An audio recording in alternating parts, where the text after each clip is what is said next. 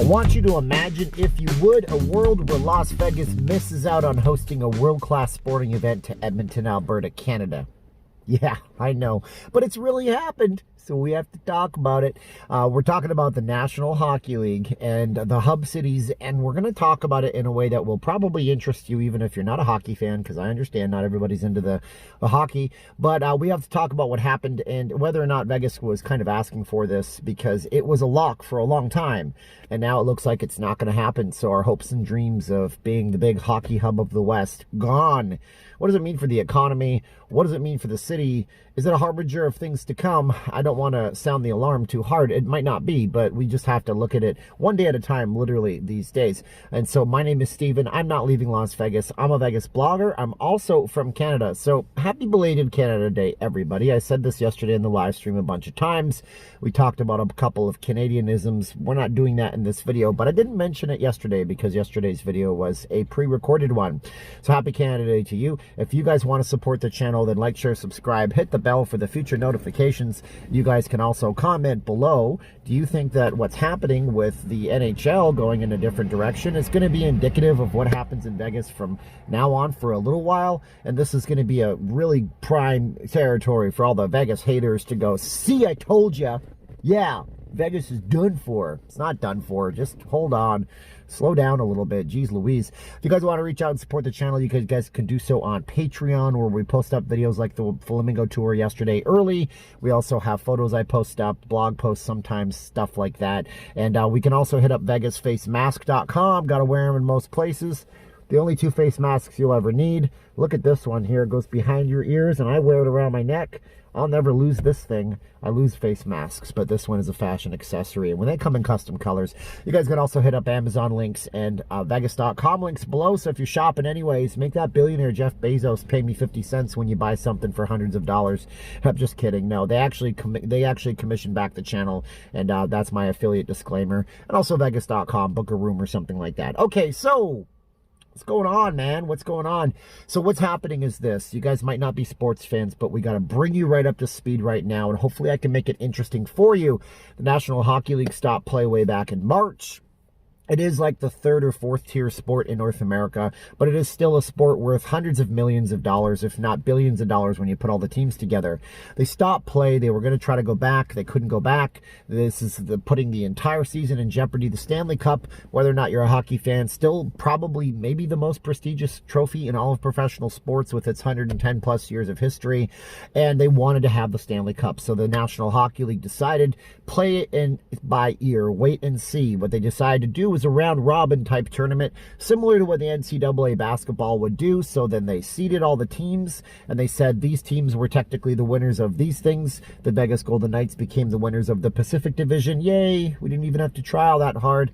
Well, yeah, they tried very hard. And now they're going to have a playoff tournament. They're going to use two cities, one in the western part of North America and one in the east. And up until as recently as the very end of May, it was a lock that Las Vegas was going to be hosting all these different teams from different cities right here in this town. I had heard possibly that they would flip the whole thing around so team home ice advantage wouldn't exist, so all the western teams would play in the east. In case a city like Las Vegas got the host city, and now you don't have the Vegas Golden Knights playing a home ice advantage in the playoffs all the time.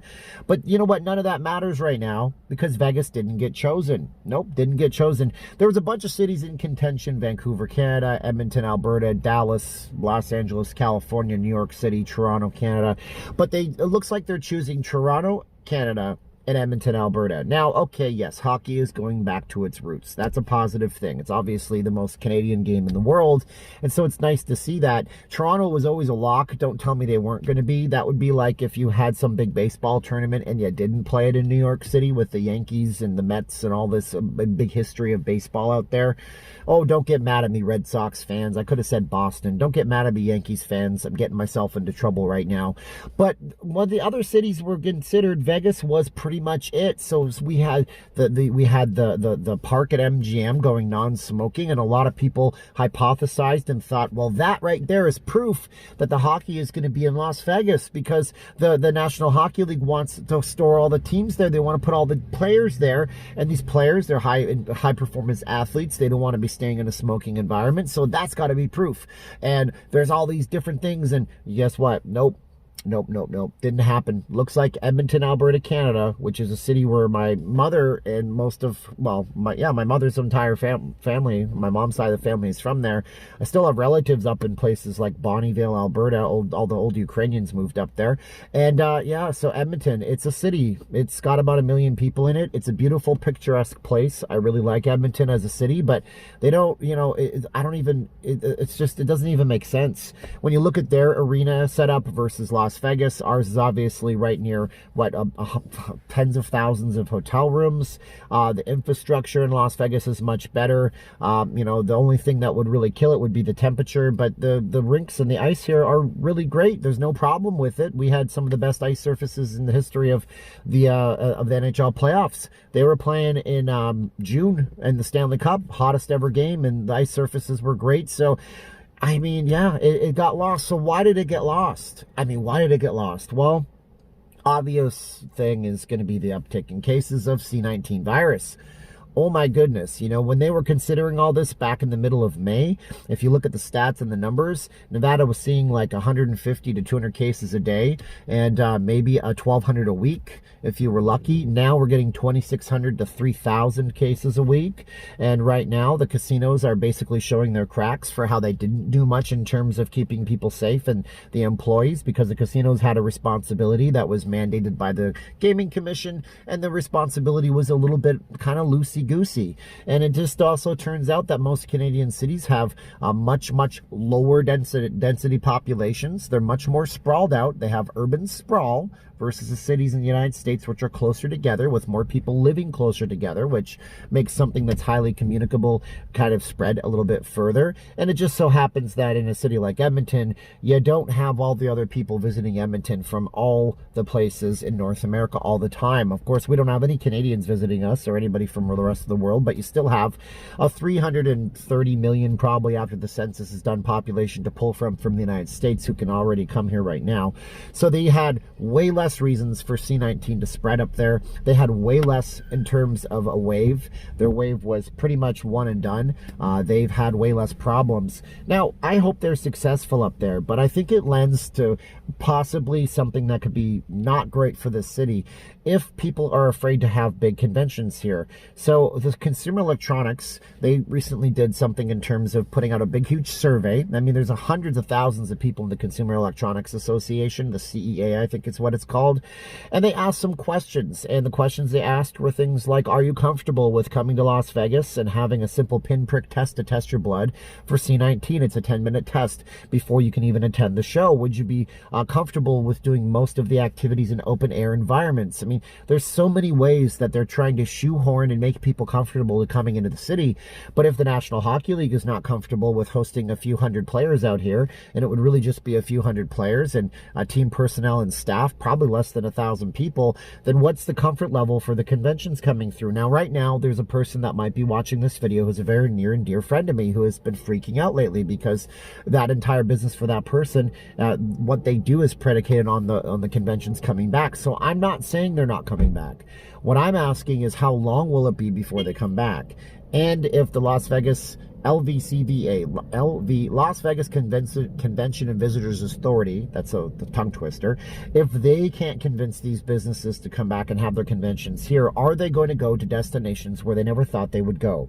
There is a benefit to going to Canada to do things. Your Canadian dollars or the American dollar's worth 30% more on a premium in that country. So you can always stretch your dollar out. That's why Hollywood productions go to places like Vancouver and Calgary and Toronto all the time. And, you know, Vancouver is called Hollywood North in a lot of cases. My hometown has filmed Fargo, and all these different productions out there. So they'll go there, but we have to make sure they come back here. How do we do that? That's going to be something, I guess, that the powers that be are going to have to work on out here. They're going to have to make sure that these businesses are comfortable coming back. I would hate to see that the National Hockey League choosing to come and go somewhere else is a kind of a bellwether to what could happen in the future. Now, the positive thing is, and I haven't even talked about it on the channel before, you know, the the Pro Bowl is going to be here in January of 2021, and that's going to be a big event, and hopefully we can have people at that event. Listen, there wasn't going to be anybody at these hockey games anyways, right? They're going to be doing it probably in July, and according to Governor Sisolak's rules, they're not going to be allowed to have live tickets at shows. So they were going to be playing to empty stadiums, but it would have been nice to have the teams come here, nice to have the spotlight on the city, and nice to have Vegas right front and foremost and focused. Oftentimes people ask me, hey, why are they lighting up the Strip when the Strip was closed? I said, brand recognition, baby. You got to keep yourself advertising all the time. Even when you're shut down, you still got to be in people's consciousnesses all the time. So right now, the city of Edmonton is going to be in the consciousness. The city of Calgary, where I'm from, they were in the consciousness in 1988. Cities used to host Olympics just so they could get on a global kind of milk box and talk about how great they were. But Vegas can't talk about how great it is this time. And it all comes down to a horrible, horrible thing that we can't even figure out. We'll see what happens in the future. But that's my video for today. My name is Steven, and I am not leaving Las Vegas. I'm a Vegas blogger, so make sure you do like, share, subscribe, hit the bell. Tell me if you think that this is a sign of things to come. If you guys want to reach out and support, you can go on the Patreon. You guys can be in the credits of the video, get videos early. It's a way to support, helps the channel to be able to focus on doing 2 full-time jobs, essentially, with my channel and my work job. You guys want to head on over to vegasfacemask.com. That way you get something tangible in your hands. The wife makes them. They're awesome masks. I'll be on the Strip tonight at 6 p.m. in front of the Cosmo at the Starbucks if you want to say hello. It's not a live stream. It's just going to be me hanging out. And then I have some old friends that I have to meet at the Blvd who are coming into town. And yeah, that's really all there is to it. So now's the time of the video where I say 3, 2, 1, click. So I hope you guys had a good time and we made some talk happen. 3, 2, 1, and click.